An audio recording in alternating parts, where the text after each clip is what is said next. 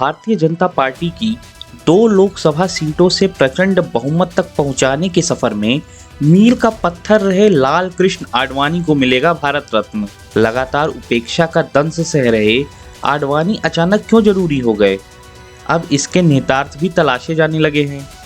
श्री राम मंदिर आंदोलन के पुरोधा आडवाणी की श्री राम मंदिर के प्राण प्रतिष्ठा समारोह में उपेक्षा से भाजपा के भीतर ही जोरदार ढंग से उठती आवाजों ने अंततः भाजपा की गुजरात लॉबी का गुरूर तोड़ा।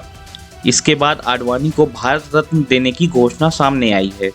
नमस्कार, मैं हूं विभ्यांशु पांडे। आप देख रहे हैं एक नज़र एक नज़रिया।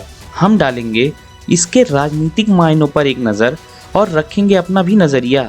तो देखते रहें एक नज़र एक नज़रिया।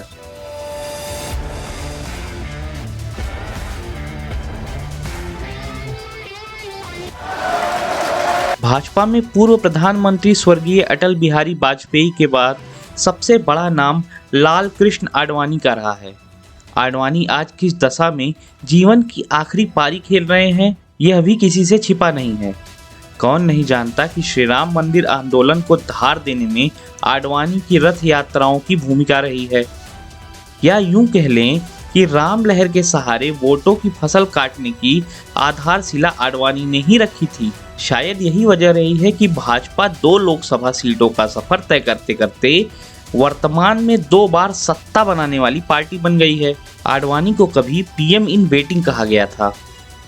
जब नरेंद्र मोदी के नेतृत्व में अच्छे दिन आने के सपनों के साथ भाजपा ने पहली बार सरकार बनाई तो आडवाणी को भी सुकून मिला होगा।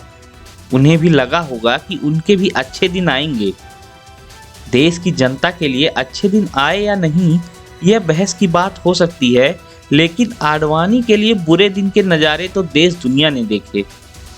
उन्हें जिस मार्गदर्शक मंडल में भेजा गया वह एक ऐसा अंधेरा कमरा साबित हुआ जिससे आडवाणी बाहर नहीं निकल पाए।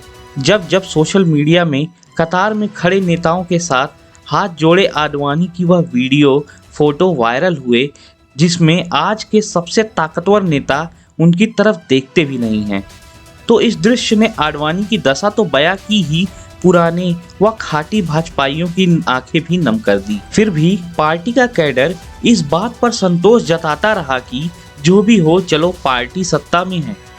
बारी जब एक नहीं 2 बार राष्ट्रपति जैसे संवैधानिक पद की आई तो भी आडवाणी का नाम आगे नहीं बढ़ सका। कभी दलित तो कभी आदिवासी फैक्टर की आड़ आडवाणी की उपेक्षा का कारण बनी। भाजपा का खाटी कैडर फिर भी चुप रहा। सोचा चलो सत्ता तो बनी है, लेकिन पानी सिर के ऊपर से तब बह गया जब अयोध्या में श्री राम मंदिर के प्राण प्रतिष्ठा समारोह से भी आडवाणी को दूर रखा गया। आडवाणी ही क्यों, एको हम द्वितीय नास्ती के अहम में मोदी ने अपने शार्मिद अमित शाह तक का कार्यक्रम परिवर्तित करा दिया। रीढ़ विहीन हो चुके राजनाथ सिंह और नितिन गडकरी भी इस आयोजन से दूर रखे गए। राष्ट्रपति का ना आना भी लोगों को खल गया। फिर क्या था, भाजपा के भीतर ही आवाजें उठने लगी। सामने लोकसभा का चुनाव है, ऐसे में आडवाणी के आंसू पोंछने का इससे अच्छा मौका और क्या हो सकता था। लोग वह दौर भी याद करते हैं।